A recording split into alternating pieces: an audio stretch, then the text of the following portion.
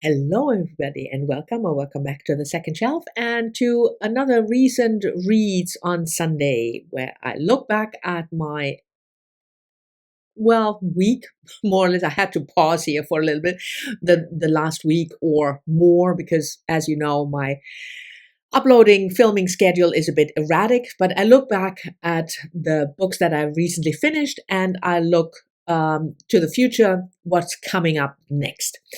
I have three books that I want to talk to you about that I have finished, two of which you have already briefly seen if you watched the video on Wednesday, where I hauled the books. I haven't read those two books between Wednesday and now, but the book haul was a kind of a late book haul. I bought these books end of February, beginning of March, and I didn't want to spoil too much during the book haul. Oh, I've already read that. I said that with one book, but with the other one, I didn't. And I'm just babbling. Let's talk about the books. The first one I finished, I think maybe a week and a half ago, is Anne Leckie's latest book, Translation State, published last year. I have already told you in the book haul, if you watched that video, that I really enjoyed her Imperial Raj series, the Ancillary Justice in particular, the first book. I also liked, which is, for me, I'm not a fantasy reader, but I did like her fantasy book, Raven Tower. So I was excited to pick this up, but it was, good, but not, it didn't blow me away. So this is a book set in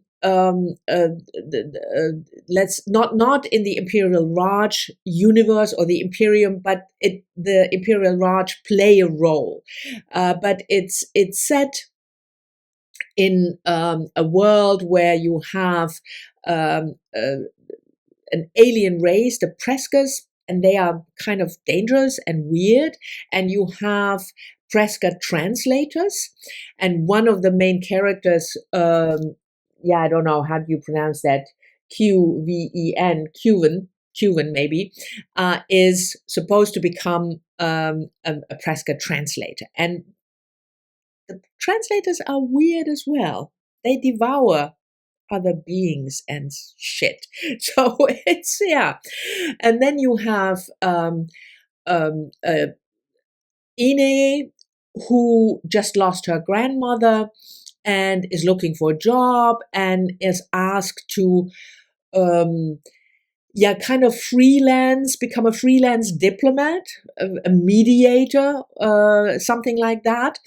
And you have Reed, who is a mechanic, but has weird dreams, and he is adopted, and he doesn't know his parentage or his ancestry, and he goes looking for it because he feels he is not really fitting in with the humans. And then, plot takes off from there. The question is Reed human? What about Cuven? What is his future supposed to be?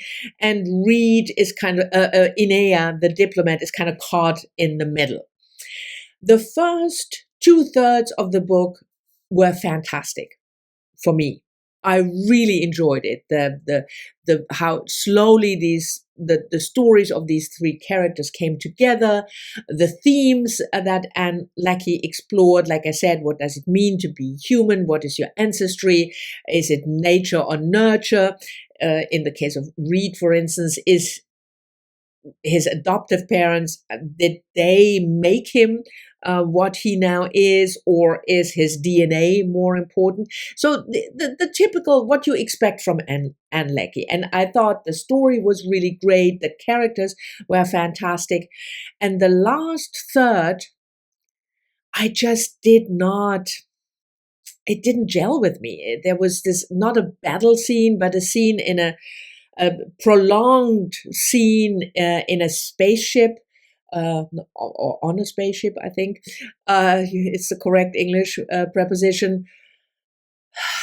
Kind of the final battle it's not a war book. Don't get me wrong, and I don't want to spoil too much, so that's why I'm kind of not really clear. But this it just didn't come together. So the ending just didn't work for me. Let's put it like that, or not as well as I would expect. So it was good. The first 2/3 were excellent, but in the end, it was just not that great, unfortunately. If you have read it, let me know what you felt about the ending. The other book I finished, and that one I told you, we have a T-shirt situation here. Okay, we don't want to be improper. I told you in the book haul that I finished it, and that is this nonfiction book by Laura Thompson about the lives of the Mitford sisters. You probably know Nancy Mitford, who wrote Pursuit of Love and Love in a Cold Climate. So she was a writer, but she also wrote a biography of Madame Pompadour. And you might also know the other sister, Jessica, who also became a writer. She wrote this kind of memoir, Huns and Rebels. But the six sisters, Nancy, the author, Pamela, Diana, Unity, Jessica, and Deborah, and Jessica also a writer, they are quite interesting. So Unity and Diana became fascists, Nazis in the 30s. Diana married the founder of the British Fascist Party. That's really the name, Mosley. And Unity went to Germany, and she became acquainted with Hitler, and she was a huge fan. And the other sister, Deborah, she became a duchess, so real country gentry, and Jessica became a communist. So it's a really extremely mixed bag of those six women, and Laura Thompson does a fantastic job of talking about the lives of these six sisters. Some of them are more prominent in the book than others because of their notoriety, probably. So Jessica, Diana, Unity, and Nancy play a bigger role than Pamela and Deborah. I think Pamela is the least mentioned in the book.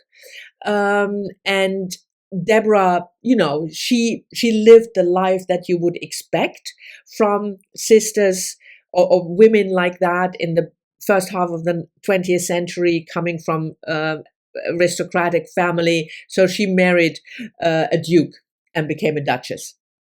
So her life is mentioned, of course, but it's not what makes these six women so spectacularly special.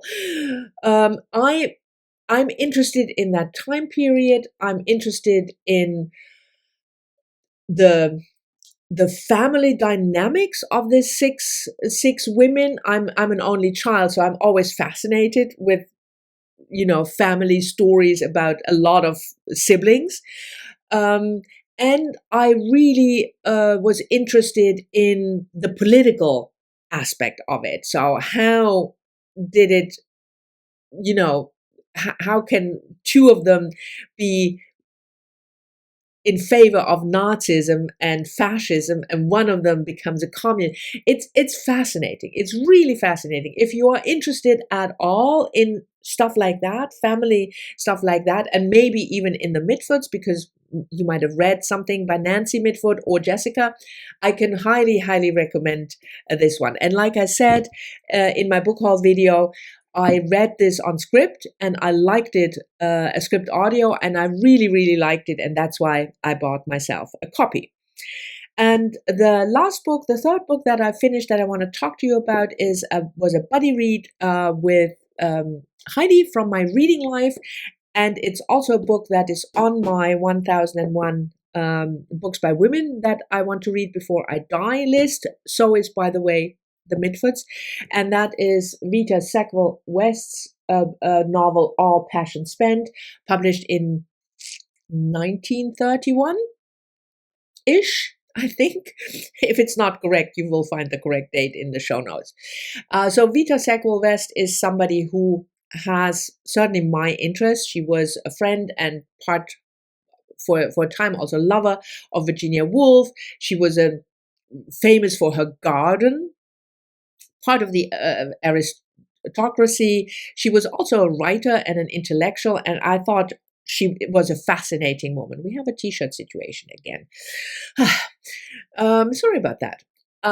So I read 2 or 3 of her books, and this one I put on my list for the 1001 book.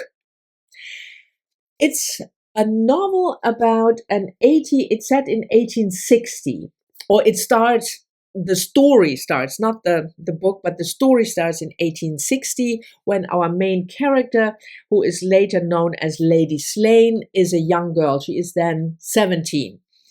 And she wants to become an artist, a painter, but then life happens. And for women at that time, there were not that many choices. And so she got married to Henry, Lord Slane, later on. And for 70 years, she did what she was supposed to do. She was a wife, a mother. They had 6 children or something. And then Henry died when she was 88. And that is when the book opens. So it opens with the death of Lady Slane's husband. And then she does, for the first time since her marriage, just does what she felt she wants to do. So not what her children expected. She went to she rented a house, became acquainted with her landlord and somebody else in the village, or it's an outskirt, it's not a village, it's an outskirt of London. And it's not that she then became the famous painter and had an exhibition in Paris. That's not the type of book this is, because she's 88. She cannot live the life that she didn't live. But she can reconnect to her past, think about the woman that she was, have the remaining years, and she knows there won't be many because she's 88, have a life in a way that she really enjoys and wants to. And that is what the book is about. It's about choices. It's about choices that are forced upon us by convention. It's about the path not taken if you make a choice. And I really, really liked it. It was maybe not my favorite book of all time, but the language is really beautiful. And it made me think a lot about those themes. So I can certainly recommend it if the themes and the story appeal to you. Then this is certainly a good choice, a good book to pick up. So these are the 3 books that I finished. What's up next? The first book I will probably finish, I'm almost done, is this one. The Woman Upstairs by Claire Massoud, published in 2013. As I said in my book haul, I have never read Claire Massoud, but spoiler alert, this will probably not be my last book by her because I'm really enjoying it. It's about Nora Eldridge, a 40-year-old school teacher who, in a way, not that it's quite similar to this theme, who wanted to become an artist but didn't quite do it, and then became what she called the woman upstairs, the reliable, dependable, little bland, not really interesting neighbor who lives upstairs. And if you want to borrow, if you need a cup of sugar, you go upstairs to that woman, because she certainly has sugar in her cupboard. So this is the one that I will finish next. I also started a book for more or less March Mystery Madness. I said already, given my own schedule and my personal situation, I'm not doing any readathons, but I did pick up a mystery together with Heidi. We are making our way through the 10th book in the Linley series, In Pursuit of the Proper Sinner. So, if you follow me, I really like Inspector Lindley and especially Barbara Havers, his partner, as a detective, and the way those characters develop. And now we have two bodies, the corpse of a young man and a woman. So we'll see where that leads. So those are the books that I'm currently working on. I'm also almost finished with this one, finally, The Light of Truth, which was my pick for the 6 classics that I want to read, hopefully together with you in January and February, and I didn't make it in February. We already have the pick for March and April, but I will finish this book next couple of days. So I'm almost caught up, even though it's already middle of March, 17th or something. And as soon as Lisa from Unhinged Woman Book Club feels better, she was also quite ill. I mean, not also, I'm not ill, but she was quite ill. And we started to read Sarah Waters' Tipping the Velvet. And I just wait for her to catch up with part 2. And then we only have part 3 to read. So this might happen in March. It might not, depending on both our schedules.